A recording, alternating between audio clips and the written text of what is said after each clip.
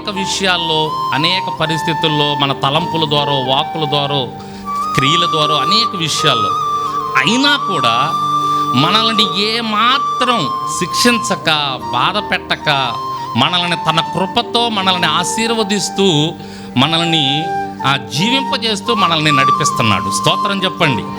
అది కృప, అది దేవుని కృప. ఎన్నిసార్లు మనం బాధ పెడుతున్నా కూడా ఆయన మరలా మన మీద ప్రేమ చూపిస్తూనే ఉంటాడంట. అది కృప. ఆయన ఎన్నిసార్లు గాయం చేసినా, ఎన్నిసార్లు ఆయన గుండెలను పొడిచినా, ఎన్నిసార్లు బాధ పెట్టినా ఇంకా మన మీద ఆయన ఏం చూపిస్తున్నాడు? ప్రేమ చూపిస్తున్నాడంట. అది కృప. ఎంత గొప్ప కృప అండి అది, దేవుని కృప. పర్వతాలు తొలగిపోని, మెట్టలు తత్తరిల్లని, కానీ నా కృప మాత్రం మిమ్మల్ని విడిచిపోదు. స్తోత్రం. ఇశ్రాయేలు జీవితాల్లో ఇశ్రాయేలీలు అలాగే ఆయన్ని పదే పదే బాధ పెట్టి వెళతా ఉన్నా కూడా ఆ 40 సంవత్సరాలు అయినా కూడా వారిని ఆయన క్షమించుకుంటూ వారికి కావలసిన ప్రతి అవసరత తీరుస్తూ నడిపించాడు.